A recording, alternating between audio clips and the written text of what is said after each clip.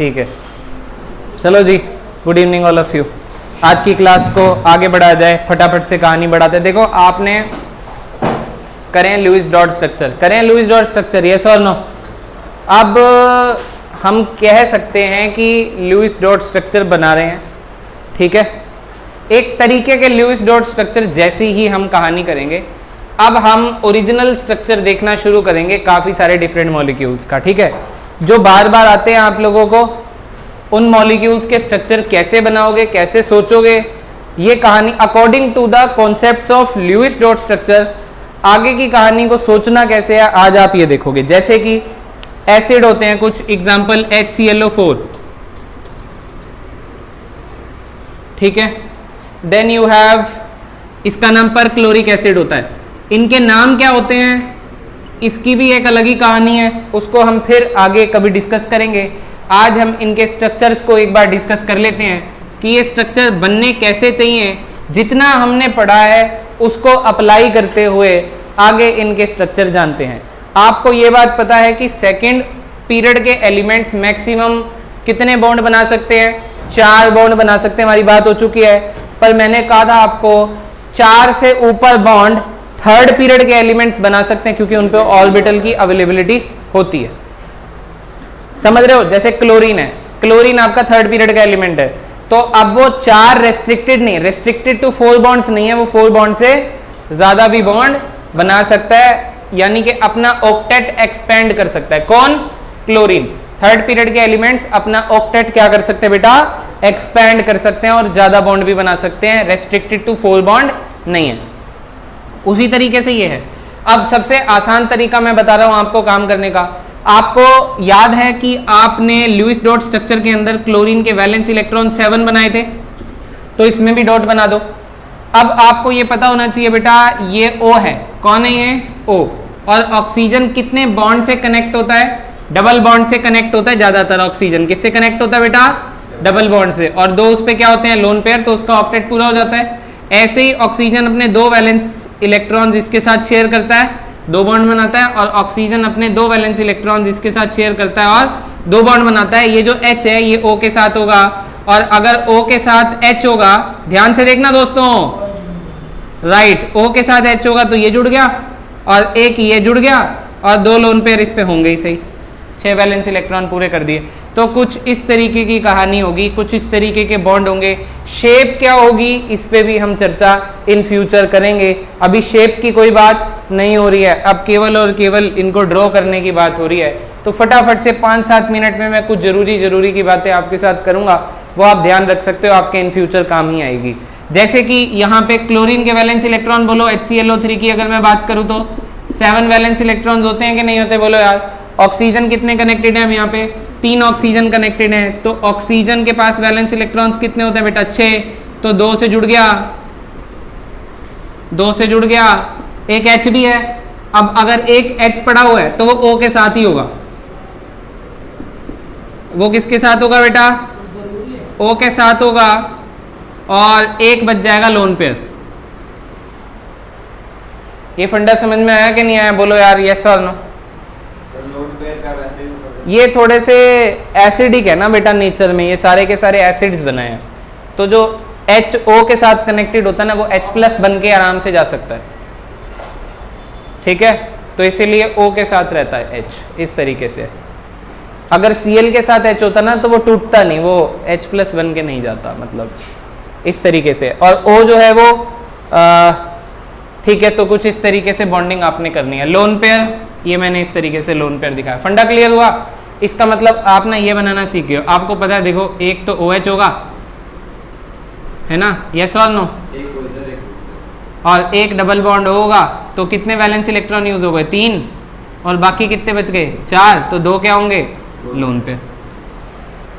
थोड़ा थोड़ा क्लियर हो रहा है? कुछ कुछ बोलो यस और नो, ठीक है। इसको साथ साथ बनाते जाओ भाई, वेट नहीं करना किसी का भी, ठीक है।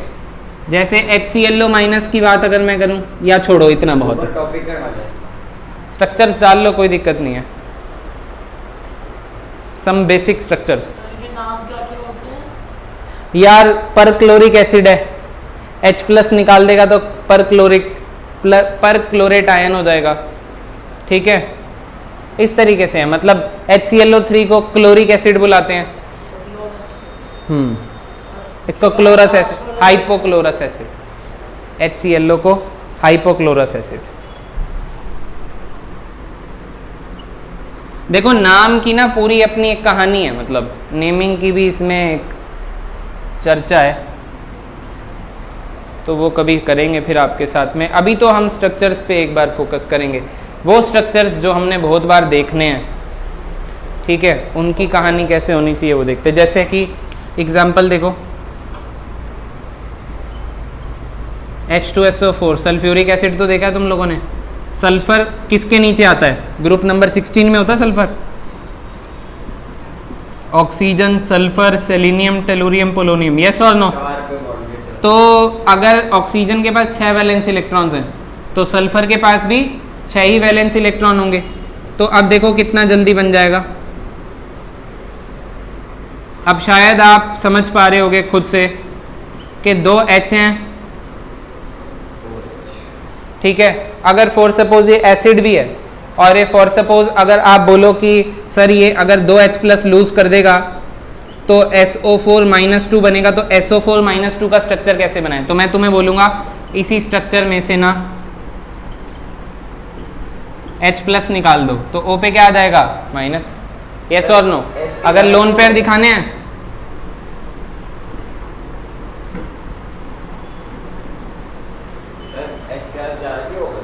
S के बेटा 6 वैलेंस इलेक्ट्रॉन होंगे, 1 2 3 4 5 6 वैलेंस इलेक्ट्रॉन होंगे। ये सल्फर जो है वो थर्ड पीरियड का एलिमेंट है, ये अपना ऑक्टेट एक्सपेंड भी कर सकता है। लुइस ने ये बातें एग्जैक्टली नहीं बता पाया था, स्टार्टिंग में लुइस ये बातें नहीं बता पाया था, पर धीरे धीरे जब कहानी चलती गई तो फिर ये भी बात आ गई कि ऑक्टेट एक्सपेंड कर जाएंगी स्पीशीज, उन पे ऑर्बिटल है क्योंकि, ठीक है। फंडा क्लियर हो रहा है कि ये माइनस कैसे लगाना है, H+ निकाल के माइनस कैसे लगाना है। तो स्ट्रक्चर की बात है दोस्तों। अब जैसे फॉर सपोज मैं साथ साथ बना रहा हूं, आप कर रहे हो ना साथ साथ,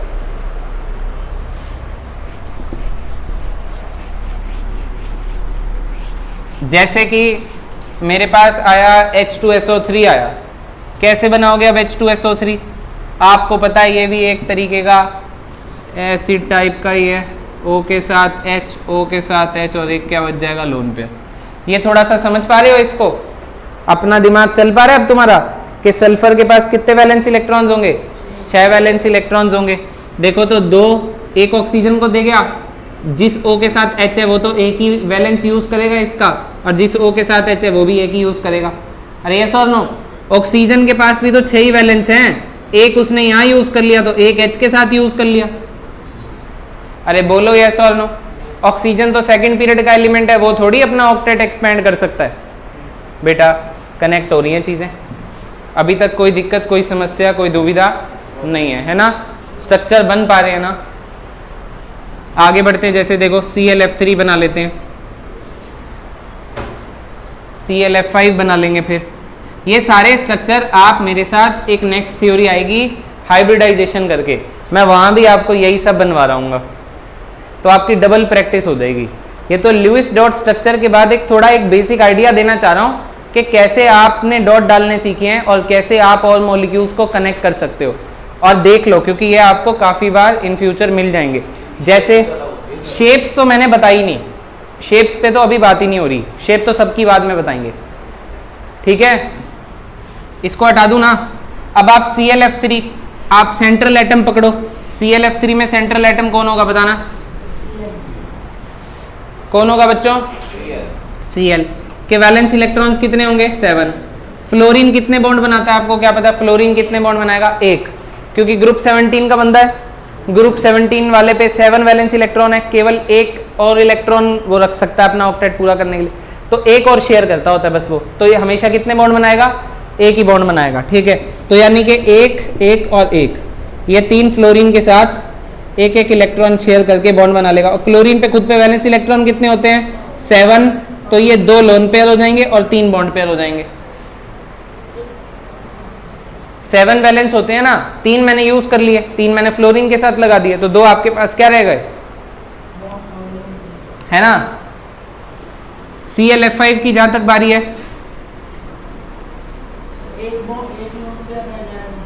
हाँ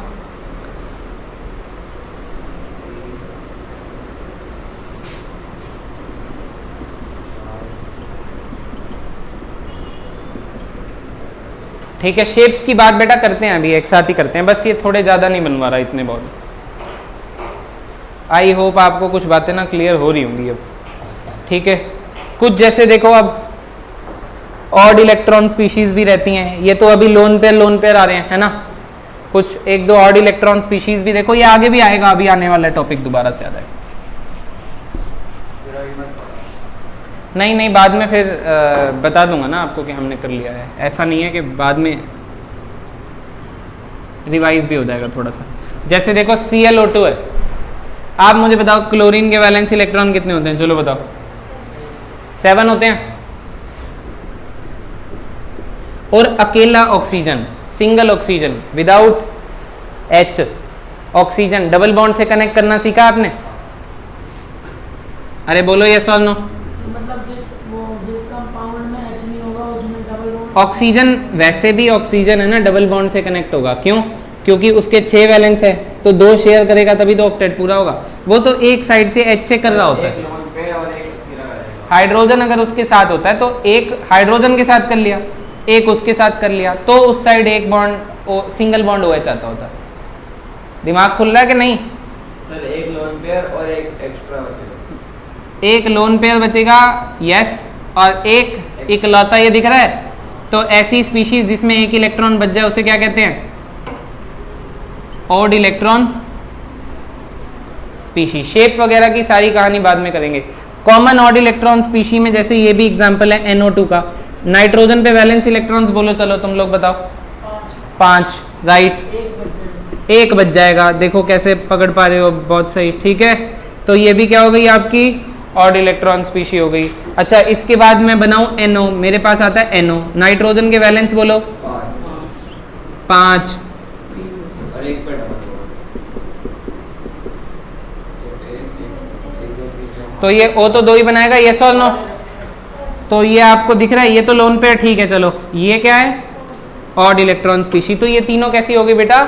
ऑड इलेक्ट्रॉन स्पीशी। और मैं अगर ये बना रहा हूं तो इसका मतलब इनका एग्जिस्टेंस नेचर में है। एग्जिस्टेंस कैसे नेचर में है? काफ़ी सारी ऑड इलेक्ट्रॉन स्पीशीज आपस में डाइमर बना लेती हैं, बना के इन फ्यूचर दोबारा से आपको बता दिया जाएगा। जैसे NO2 है, सिंगल इलेक्ट्रॉन, ये डाइमर बनाती है, ये डाइमर नहीं बनाता है। इनकी अपनी अपनी प्रॉपर्टीज हैं, मतलब, ठीक है। डाइमर का मतलब ऐसे है कि एक NO2, एक N के पास एक इलेक्ट्रॉन है। ऐसे ही अगर दूसरा मॉलिक्यूल में ले लूं NO2 का, तो उसके पास भी ऐसा एक इलेक्ट्रॉन होगा। तो उसने कहा तू भी बर्बाद है, मैं भी बर्बाद हूं, आजा, बॉन्ड बना लेते। तो ये N2O4 इस तरीके से आपको देखने मिल जाता है, ठीक है। अब ज़्यादातर ऑड इलेक्ट्रॉन स्पीशीज जो है ना, वो मतलब काफ़ी सारी डाइमराइज कर जाती है। जैसे NO2 भी डाइमराइज कर जाता है, पर ये नहीं करता डाइमराइज, ठीक है। तो ये बस डाइमराइज मतलब 2 मॉलिक्यूल जुड़ जाना। ऑड इलेक्ट्रॉन स्पीशी में एक इलेक्ट्रॉन अनपेड रह गया तो आप ये समझ लेना वो काफ़ी ज़्यादा अनस्टेबल होती है। एक इलेक्ट्रॉन मतलब ऐसा लगा लो कि जीवन भर एक व्यक्ति अकेला ही रह गया बेचारा, ठीक है। तो वो काफ़ी ज़्यादा खूंखार हो जाता है, ठीक है, पगला सा जाता है वो, इस तरीके से, समझ गए ना। तो कुछ ये भी ऐसे पगलाए हुए मॉलिक्यूल्स होते हैं, यानी कि अनस्टेबल मॉलिक्यूल्स होते हैं, और जहाँ भी ये जाते हैं वहाँ तबाही लाते हैं, लाइक दैट, ठीक है। तो आप इसके बारे में कुछ कुछ ऐसा सोचना, कुछ कुछ ऐसा अपने दिमाग में इनके बारे में बना के रखना ख्याल, ताकि आपको आगे पढ़ने में ईजी हो, ठीक है। अब मैं ज़्यादा मॉलिक्यूल्स नहीं बनवाता हूँ, जैसे ओ ये क्या है, ओए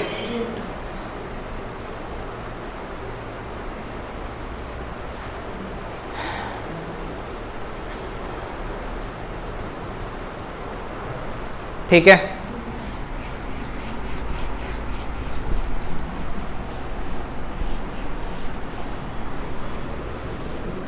ठीक है, अब कुछ और स्ट्रक्चर्स भी देख लो, थोड़ा सा और स्ट्रक्चर दिमाग लगाना अपना हल्का सा, ठीक है। इसमें क्या है, तुम्हें ऑक्सीडेशन स्टेट निकालनी सिखाई थी ना रेडॉक्स चैप्टर में, तो ऑक्सीडेशन स्टेट थोड़ा सा एक बार निकालनी आती है, तो उसके बेसिस पे कुछ कहानी है, सुनना।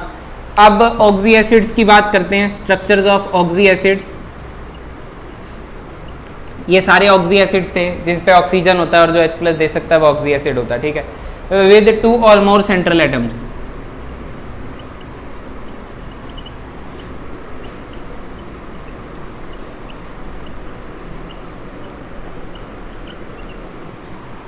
ठीक है, with 2 or more central atoms. If calculated oxidation number is less than maximum oxidation number of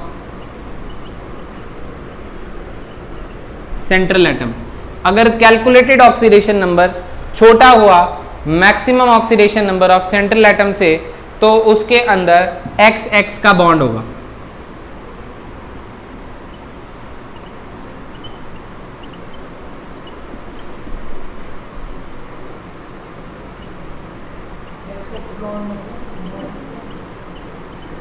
phosphorus के केस को थोड़ा सा एक्सेप्शंस है, मतलब फॉस्फोरस के केस में XX बॉन्ड मतलब दोनों एलिमेंट जो बीच वाले हैं सेंट्रल एटम वो जुड़े होंगे आपस में सिंगल बॉन्ड से, ठीक है। अब अगर यही कहानी हो गई कि if calculated oxidation number greater हो गया, साथ साथ नोट कर लो तुम,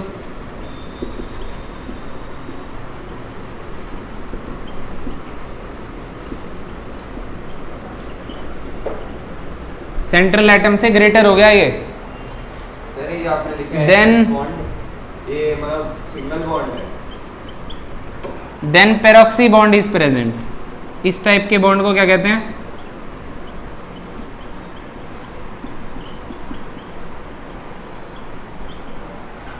पेरोक्सी बॉन्ड इज प्रेजेंट, ठीक है।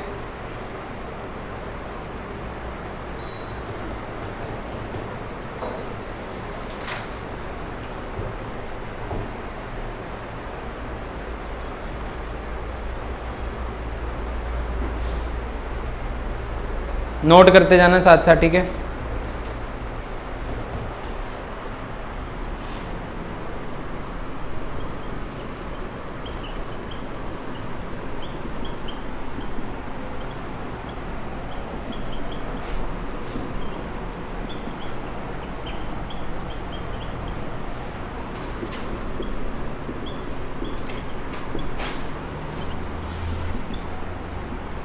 ये तीनों पॉइंट्स को नोट कर लो एक बार, एग्जाम्पल लेना स्टार्ट करते हैं इनके, फिर ही आपको बात समझ में आएगी। हटा दें इसको बेटा, ऊपर वाली बात को हटा दें। 3 केस हैं ये। अगर ऑक्सीडेशन नंबर ज़्यादा हुआ, कैलकुलेटेड वाला ज़्यादा है, उसकी मैक्सिमम से भी ज़्यादा है। आपको याद है मैंने रिडॉक्स में आपको बताया था, कभी भी किसी का ऑक्सीडेशन स्टेट उसकी मैक्सिमम ऑक्सीडेशन स्टेट को अगर क्रॉस करता है तो एक्स वाले फॉर्मूले से ऑक्सीडेशन स्टेट नहीं निकाली जाती, स्ट्रक्चर बनाते थे CrO5 का जैसे। याद आ रहा है कि नहीं? तो आज हम उनके स्ट्रक्चर की बात कर रहे हैं। आज हम ये कह रहे हैं कि अगर ऐसा कभी केस हुआ तो वो पॉसिबल तो नहीं है, पर अगर पॉसिबल नहीं है तो उसका स्ट्रक्चर कैसे हम सोचेंगे कि कैसे हो सकता है, वो आप आज देखने वाले हो। आपको याद है ना, हमने इस तरीके की बात करी थी। चलो एक देखते हैं, जैसे कि पायरोसल्फ्यूरिक एसिड है एक, काफी कॉमन वाले ले लूंगा मैं अभी। पायरोसल्फ्यूरिक एसिड होता है बेटा H2S2O7, इसको ओलियम भी कहते हैं।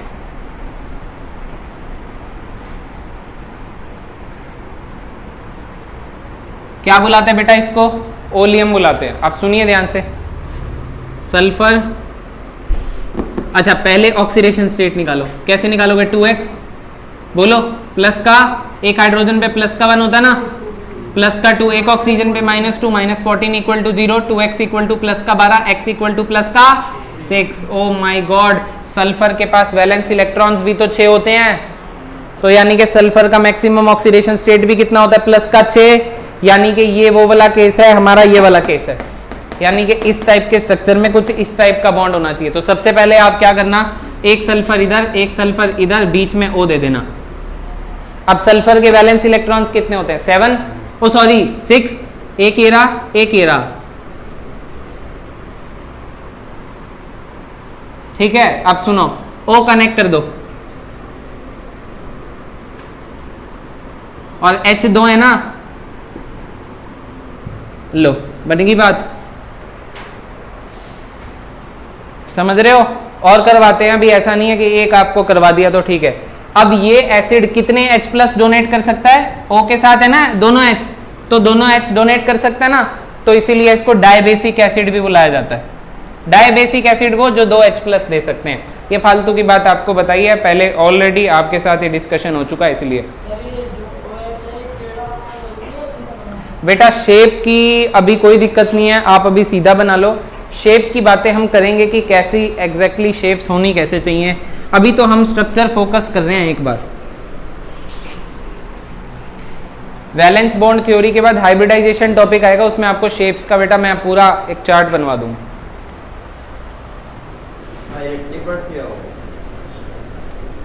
इतनी प्रैक्टिस कर लेंगे कि याद हो जाएगी।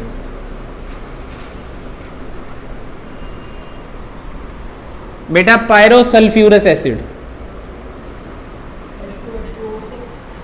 H2S2O5,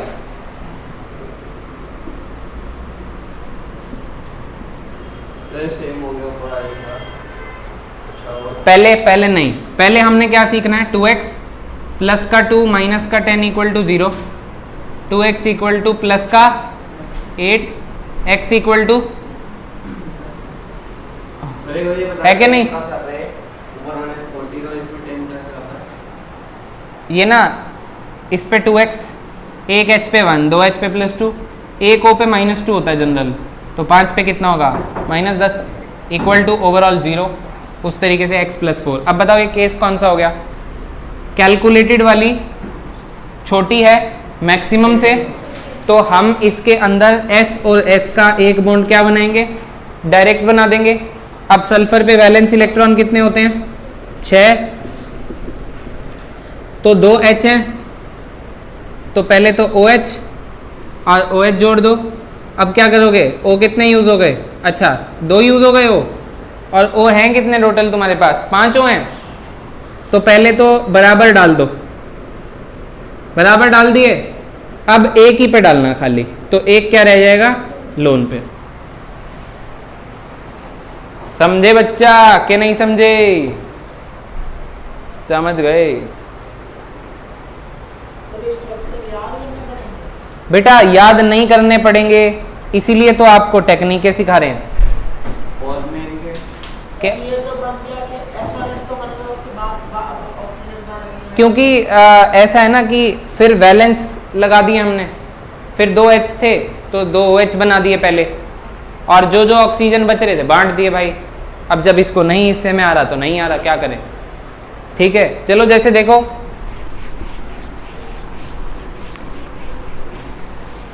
एक और है, जैसे अपने पास पेरोक्सी डाइसल्फ्यूरिक एसिड,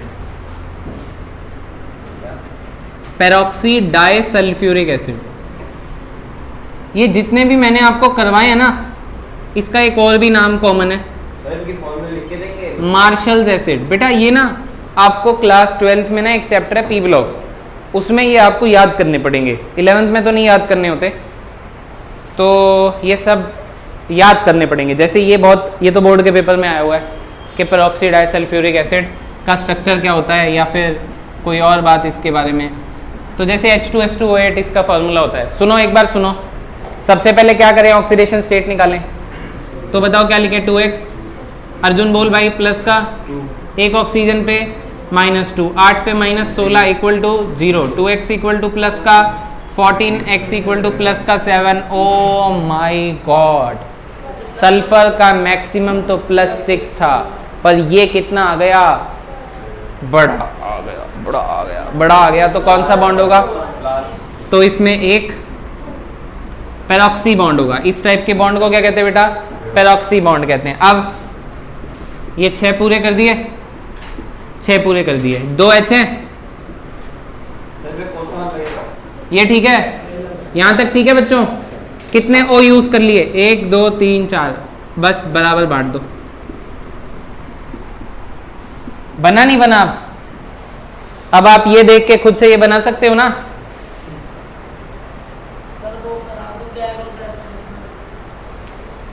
करा देते हैं, कैरोज एसिड करवा देते हैं।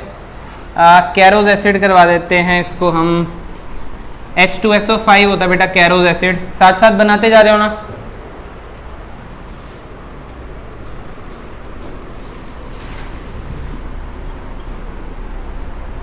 इसका नाम होता है पेरोक्सो मोनोसल्फ्यूरिक एसिड या पेरोक्सी मोनो।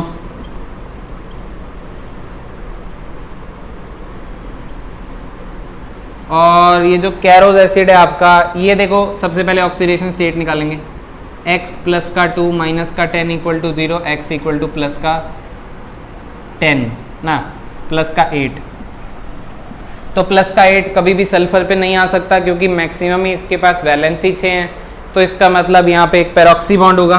तो आप क्या करना, पहले ये बना देना, क्योंकि H है ना यहाँ पे, अब तो एक H यहाँ घुसा देना और एक H यहाँ घुसा दो O के साथ। अब आपके पास क्या बच गया, बन गई बात। ये लो बना लोगे ये खुद से। ऐसा होता है अगर जैसे इसमें +8 आ रहा है, सल्फर में मैक्सिमम होती है +8 आ नहीं सकता ना, तो हमेशा प्लस से अगर मैक्सिमम प्लस भी होगा ज़्यादातर, हर बार नहीं, ठीक है ज़्यादा।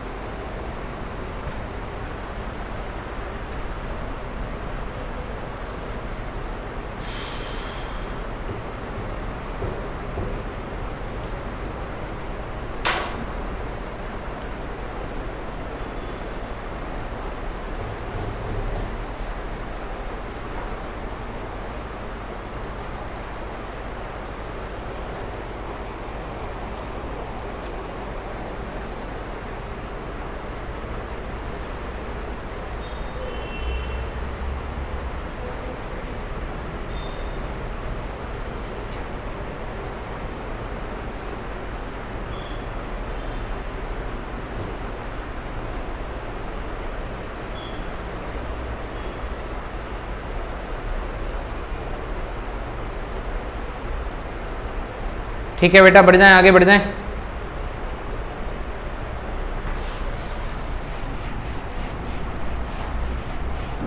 चलो अगले कुछ अवेलेबल हैं स्ट्रक्चर अपने पास, जैसे कि हो गया H3PO4, ये बना सकते हो। अब H3PO4 तो आपको बनाया हुआ है, चैप्टर 1 में सिखाया हुआ था। फॉस्फोरिक एसिड मैं बता रहा हूँ एक बार फटाफट से, थोड़ा सा टाइम कम था इसलिए। देखो इसमें ना एक ध्यान रख लेना, फॉस्फोरस के केस में एक बात ध्यान रखना, सबसे पहले तो वैलेंस इलेक्ट्रॉन फॉस्फोरस के कितने होंगे, कौन सी फैमिली में आता है, ग्रुप नंबर 15 में आता है, नाइट्रोजन फैमिली में आता है। नाइट्रोजन के वैलेंस कितने थे, 5, तो फॉस्फोरस के भी कितने होंगे, 5। अब इसमें याद रखना, ये तो तुझे तो याद है पहले से, इधर देख सुनो, इसको कैसे बनाना है, फॉस्फोरस के 5 है ना, तो सबसे पहले एक काम करना, इसको एक डबल बॉन्ड हो तो दे ही देना, इस पे हमेशा याद रख लो। फॉस्फोरस के पास अगर ऑक्सीजन है तो एक तो डबल बॉन्ड ओ पहले दे ही देना, और उसके बाद बची हुई कहानी कर देना OH। फॉस्फोरस पे वैलेंस कितने, 5, एक क्या दे दो पहले, और फिर कितने O हैं, 2 बच गए। अब खत्म हो गया ना O का सिलसिला, अब कुछ बचा नहीं तो क्या करें, फिर H के साथ ही बनाएगा। ठीक है, अब जैसे इसको देखो, फॉस्फोरस के वैलेंस इलेक्ट्रॉन कितने हैं, 5, एक तो डबल बॉन्ड O दे दो। क्या आपको बात समझ में आ रही है, इसका N फैक्टर कितना आता है, 3 आता है ना, क्योंकि ये ट्राई बेसिक एसिड है, याद है? कितने H प्लस दे सकता है? जो O के साथ H है वो H प्लस बन के जा सकते हैं। तो क्या बेटा ट्राई बेसिक एसिड, ये डाई बेसिक है और ये मोनो बेसिक है, केवल एक H प्लस दे सकता है। ये बातें हमारी फर्स्ट चैप्टर में हुई थी।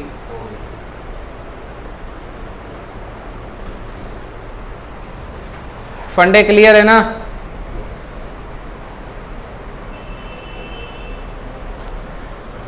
जैसे ये अगर 3H प्लस निकाल देगा तो क्या बनाएगा?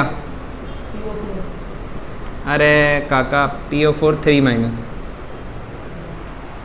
समझे कि नहीं समझे? ये इजी होगा अब आपके लिए पहचानना, है ना? Then we have pyrophosphoric acid H4P2O7।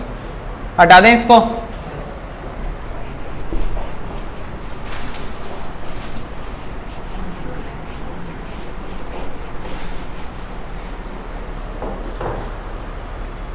Pyro क्या बेटा?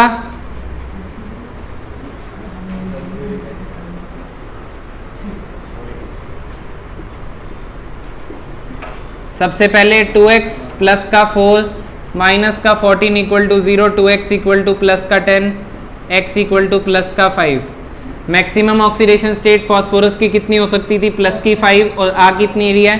प्लस की 5। इसका मतलब इसमें एक POP बॉन्ड होगा, यस और नो? अरे बोलो यार। डबल बॉन्ड हो तो देना ही देना है, कोई बात ही नहीं है। अब एक एक वैलेंस रह गया और O कितने रह गए? 3 यूज हो गए, 4 और रह गए। चलो तो फिर यार 4 रह गए तो फिर तो कोई बात ही नहीं है।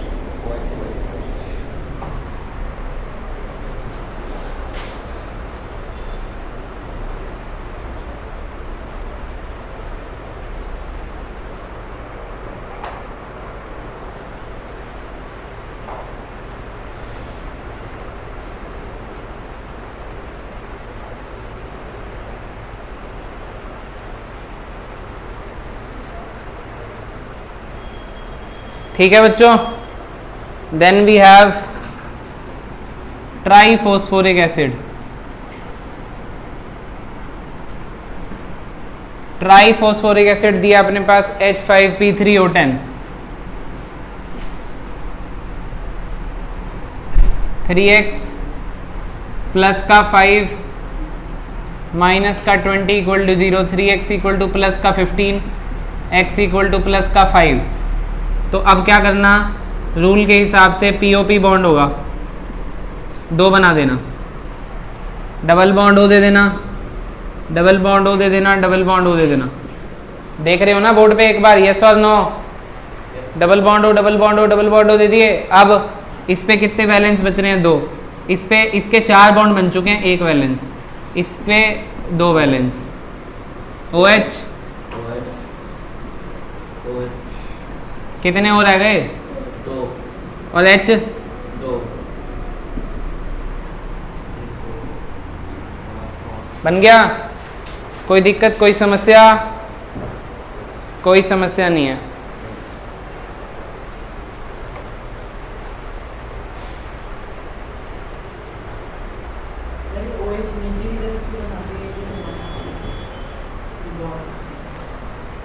बेटा अभी तो तू ऐसे ही याद रख, अभी तो ऐसे ही याद रखो। शेप की बात तो बाद में करेंगे ना, बोला था ना। ठीक है। सर इसकी शेप नहीं होती? शेप नहीं होती? सेम शेप मतलब? किसमें डबल बॉन्ड है, किसमें सिंगल बॉन्ड है। यही तो बेटा याद करवा रहे इतनी देर से। पी पे एक डबल बॉन्ड बनाना ही है वो, मतलब ठीक है। इसीलिए तो ये सारे मैं आपको अलग से करवा रहा हूँ कि आपको याद भी हो जाए थोड़े बहुत। मतलब अगर याद ही ना करने होते आपने तो फिर मैं आपको नहीं करवा रहा होता। ठीक है, चलो देखो पायरोफॉस्फोरस एसिड। अब ये ना ये थोड़ा एक्सेप्शनल है, मैंने आपको बोला ना फॉस्फोरस के केस में वो वाला हमारा ट्रिक जो है वो हर बार काम नहीं करेगा, ज़्यादातर कर जाएगा। तो एक आध आप याद रख सकते हो, पायरोफॉस्फोरस एसिड।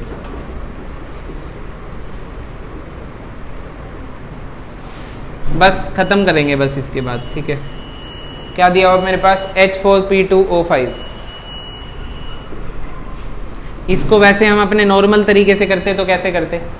हमारा नॉर्मल तरीका तो पहले ऑक्सीडेशन स्टेट निकालना है 2x प्लस का 4 माइनस का 10 equal to 0, 2x equal to plus का 6, x इक्वल टू प्लस का 3। तो कैलकुलेटेड वाली कम आ रही है, यानी कि इसमें एक PP बॉन्ड होना चाहिए, देन डबल बॉन्ड, और डबल बॉन्ड हो तो हमारा रिवाज ही है।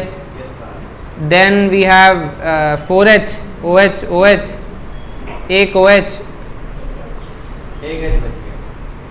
एक H ही ऐसे होना चाहिए था फिर, बोलो यस और नो। पर ये इसका सही स्ट्रक्चर जो है, एक सेकंड रुक जाओ, हमारी टेक्निक के हिसाब से जो हैगा, हमने ऑक्सीजन कितने लगाए हैं? 5 लगाए हमने ऑक्सीजन, ठीक है।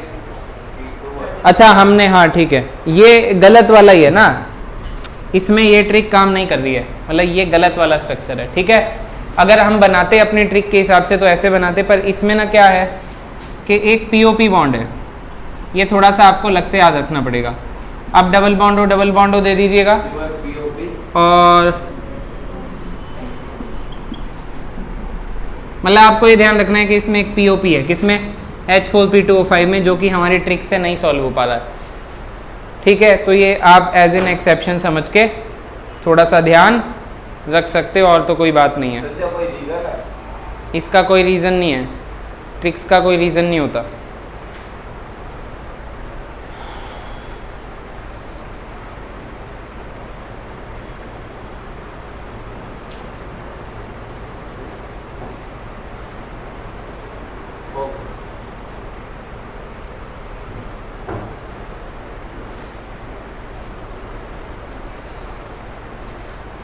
ठीक है, एक और देख लो, लगे हाथ।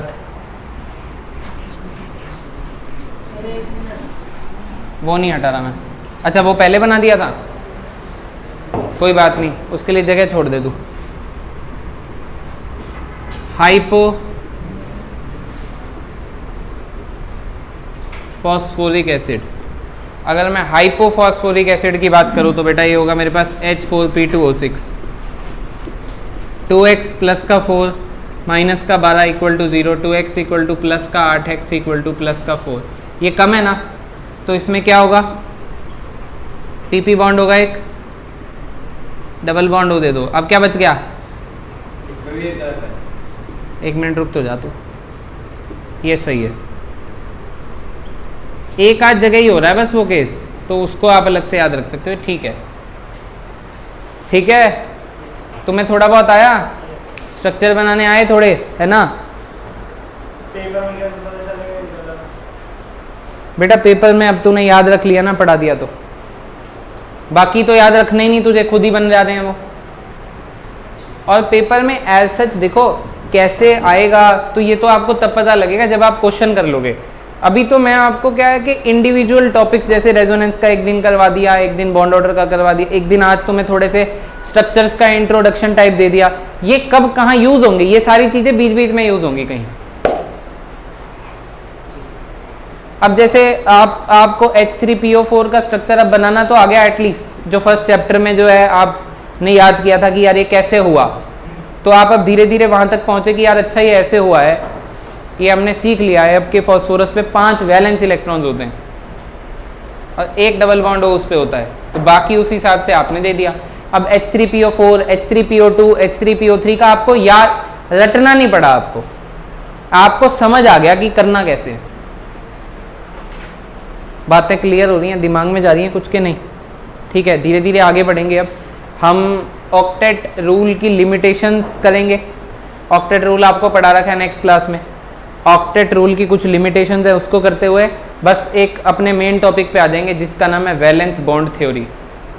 कोवेलेंट बॉन्ड की कुछ थ्योरीज हैं, कोवेलेंट बॉन्ड ही बनाए हैं आपने।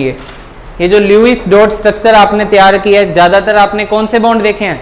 कोवेलेंट बॉन्ड, क्योंकि ये शेयरिंग ऑफ इलेक्ट्रॉन से जो बॉन्ड बनता है वो कौन सा होता है बेटा? Covalent bond. बातें समझ में आई? बहुत ही बढ़िया। नेक्स्ट क्लास में आगे कंटिन्यू करेंगे।